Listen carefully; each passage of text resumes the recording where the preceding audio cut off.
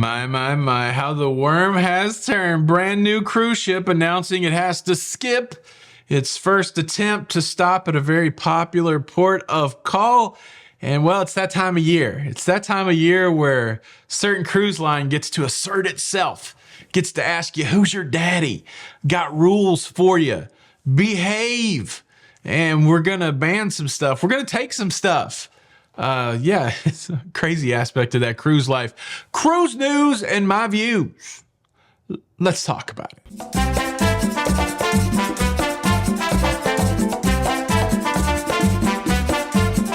Hey, what's up, everybody? Welcome to La Lido Loca. I'm your host, Tony, here with the latest cruise news and views for your face. For your face on Friday, the 15th of March. What is that, soothsayer? Beware of the Ides of March. Beware of the Ides. The 15th of March, it's the day that Julius Caesar, he started making pizzas. No, it's the day he got cut. A2 Brute. Look, one thing I learned in 10th grade English reading the Shakespearean play Julius Caesar is don't have any friends named Brutus. It's a crazy name anyways. No offense to Brutuses out there, but the only two Brutuses I know is Brutus, who, did the thing to Julius Caesar, and Brutus of Popeye fame, and neither one of those guys seem cool. I'm just saying. Tony from the edit here already. I just realized there's also Brutus the Barber Beefcake. I met him. He was cool. The cruise news story number one, the brand new, technologically advanced, beautiful Sun Princess. It's got a problem when it comes to going to Santorini in Greece. Supposed to go to Santorini tomorrow on the 16th of March. Well, they've let passengers on board know that because of technical difficulties with their tendering service, there's no dock in Santorini. They got to take smaller boats from the big cruise ship. We call it a tender. Some people call it a water shuttle. That's a dumb name. Tender service. They're not ready. And so instead of going to that iconic Greek city on a hill, they're going to go to another city in Crete, which I'm sure just is as good. Never been to either city. I would take either one. But yeah, I'm sure that's disappointing. They're in Ephesus today, which I'm using all of my emotional responses, all of my techniques to just not be annoyed that I didn't get to go on this cruise, or the cruise that got canceled. I would love to be in Ephesus, but it is what it is. I got a great few days planned. My kids are coming in. It's going to be like an Ephesus of our own. We're all going to dress in togas and talk about philosophy in my kitchen. So it's like being in Ephesus. We'll pray a little bit. Yeah, so that's cruise news story number one, Sun Princess. We talked about Sun Princess, technical difficulties, no tender service. Everybody seems happy on the cruise. It's all good. Cruise news story number two, and really number three, let's talk about Asian cruising. How about that? The whole world is basically back to cruising, but some of the ones that came along last was cruises in Asia, and particularly cruises in China. We know Royal Caribbean's fired back up their cruises in China. And now one of our most recently talked about cruise lines, MSC Cruises, also firing back up its Chinese operation. The MSC Bellissima has started its cruising again from Shanghai on the Ides of March. Beware of the Ides of March. Did you ever have to play the soothsayer? I always got to do the, Antony speech. Friends, Romans, countrymen, lend me your ears. I come to bury Caesar, not to praise him. The evil that men do lives after them, the good, often tarred with their bones. I remember when I was a sophomore, I was like, what does interred mean? MSC Bellissima, 4,500 passenger cruise ship. Look, I'm a caffeine machine. 4,500 passenger cruise ship.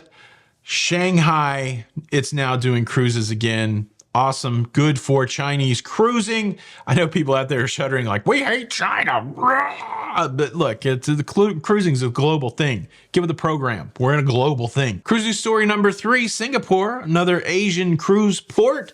Not quite China. It's complicated. Singapore celebrating its 2 millionth cruise passenger. Their season runs April to March, so April 23 to March 2024. This is Mrs. Octavania Tosic and her family, who have been designated as the 2 millionth passenger, recognized by Resorts World Cruises. They're just getting on a 2-night cruise to Kuala Lumpur. How about that? You just do a quick 48. Bingo, bango, you're the 2 millionth passenger. I share these stories just to let you know that cruising's back, baby. I said I wouldn't say it again. Cruising's back, and it's even back in Asia. I'll tell you what, cruising out of Shanghai, boom, kind of blew my mind a little bit. That will give you some perspective on what it means to live in the United States and what it's like to be in China. Then leave China and go to Japan. That's a whole nother thing. It's this is the beauty of cruising, really. You know, your mind is blown in all these different places. And then a few years later, Australia and Europe. It's the best. It's the best. And it really gives you an appreciation for the world, as it were. So, yeah, the big ups on Asia making a strong return to the global cruising market industry. Dealio, cruise life, baby. Speaking of Europe, and more specifically, speaking of Scotland, there has been a sighting of a member of the royal family over there at the cruise terminal in Greenock. And, well, it's not Kate Middleton. I think we established that Elvis wasn't on the same cruise as Ben and David last week. Maybe it was Kate Middleton. No, no Elvis, no Kate Middleton, but Princess Anne, you know, Queen Elizabeth's daughter, King Charles's sister. She went over there to the cruise terminal, to Greenock, and gave it her blessing.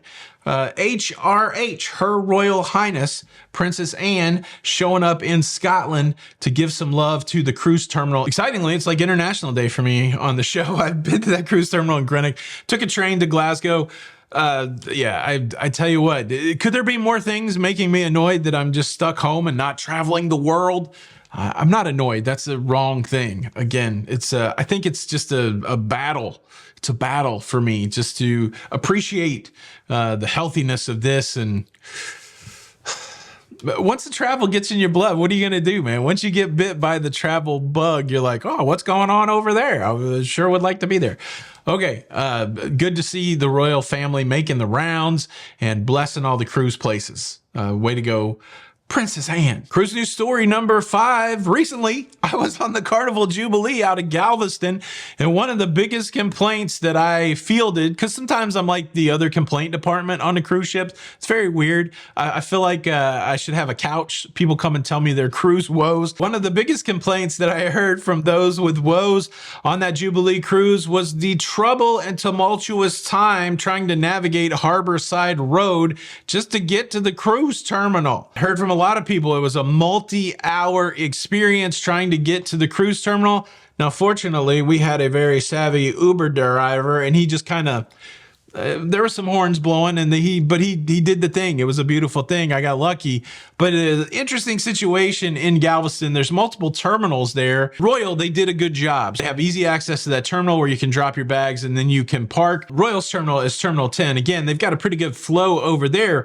But then when you move over to Terminals 25 and 28, the Carnival and other cruise lines use, you got a problem. You got to navigate Harborside Drive, which is a challenge because it's not a lot of lanes and it's not a lot of traffic direction. And then you add in this idea that a lot of times people want to drop off their luggage, then go park their car, then come back to the terminal. So sometimes those people are trying to navigate Harborside Drive twice. And then another component is the provisioning trucks for turnaround day also use Harborside Drive. So it's a classic story of growth. Galveston is growing rapidly, and anytime, like city planning, if you think about that, a lot of times the growth of the enterprise, it comes before the growth of the infrastructure.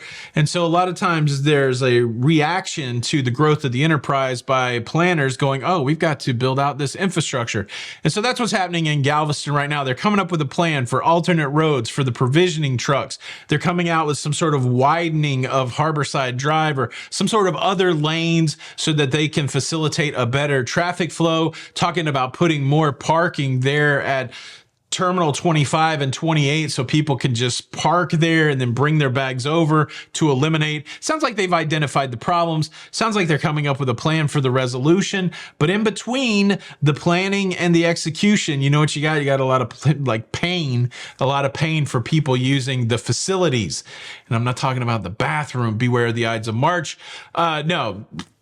It's good and bad, right? It's a story of growth, and hopefully they'll get it all set there, and hopefully the ability to get to the cruise terminal in Galveston will get easier for cruisers, because there's nothing more frustrating than on embarkation day starting your day angry because you have to wait 2 hours in traffic just to get to the cruise port in a small beach town like Galveston. I mean, Galveston's a good sized town, but I'm just saying it's not like you're in some mega metropolis and you just can't get to the one little place that you have to go. It's like the railroad tracks in Mobile. Why are there railroad tracks right in front of the terminal? Have you ever been locked up there in Galveston? Is that frustrating? Leave a comment below. Now, we got to go through this letter that was sent out to travel agents and passengers booked on upcoming cruises.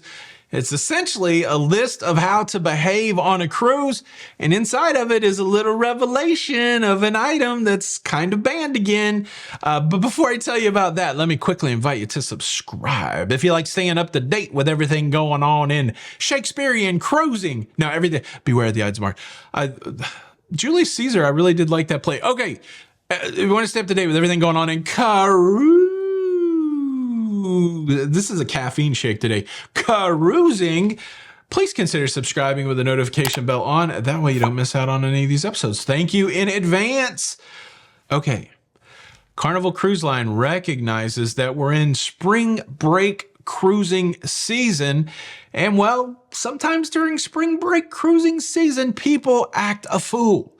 They act out. And so there's the stick and the carrot approach to behavior. And, the carrot is like, oh, do this, and you'll get a reward. And the stick is like, if you don't do this, we're going to hit you with a stick. And so maybe Carnival taking a blended approach. They've sent out some guidelines so that when people do get in trouble on cruise ships, at least they can say, well, we told you. Look, I'll run through it real quick. I'll throw it up on the screen. The big headings: respectful and considerate general conduct. But inside of that, here's the big thing. All speakers/radios, including Bluetooth, portable, and wireless speakers, are prohibited and will be confiscated and returned by the end of the cruise. Now, we've seen Speakergate float around, banned, not banned, could use it in your cabin, won't take it, use it in your cabin, but now apparently banned again. Maybe just for spring break, but look, spring breakers, don't bring the speaker. That's what we're saying. Don't hog the chairs. We got to tell people that. We got the alcohol and beverage guidelines. Every passenger 21 years of age and older can bring one 750 milliliter bottle of wine or champagne. And then you can bring a small amount of sodas, non-alcoholic beverages, only in cans and cartons. No water bottles, no bottles. So you can't sneaky in the drinky. And then also a reiteration of the tobacco and the marijuana, the Mary J policy. Tobacco, only use it in designated areas. That includes vapors. You jackrabbits who vape in the elevator, you dunce, don't vape in the elevator. And it also means no marijuana and no derivatives of marijuana. I think this is how they may categorize CBD, but you're going to get busted. They got the dogs. They're going to smell you. Don't bring it on board. And then personal safety, make sure that you are responsible for your own personal safety. So that's an interesting approach, right? You're in charge of your own personal safety. So try not to get into situations. What does this, let me be fair. What does it say for personal safety? Although everyone's safety is our concern, all guests should take responsibility for their safety.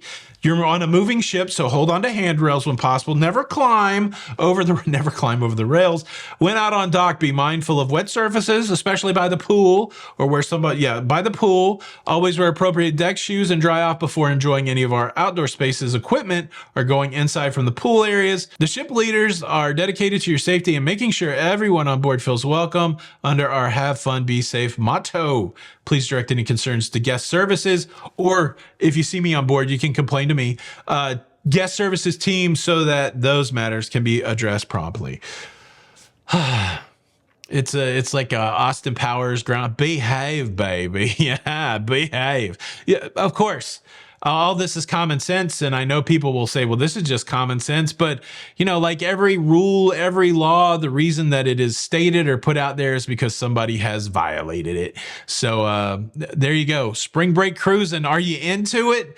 I don't think I've ever noticeably went on something that was a spring break cruise, but spring breakers for life. What do you think? I remember when I was a kid, going to Fort Lauderdale for spring break was the way to go. But boom, are you going anywhere for spring break this week? Leave a comment below. Thank you for checking out the show. Make sure you hit the like button. It's Tony for La Lita Loca. I'll be back Monday. I got company in. I don't think there's going to be a weekend video. I'll be back Monday. Hope you guys have an awesome weekend. Tony for La Lita Loca. Until the next time, we'll see you on the Lido.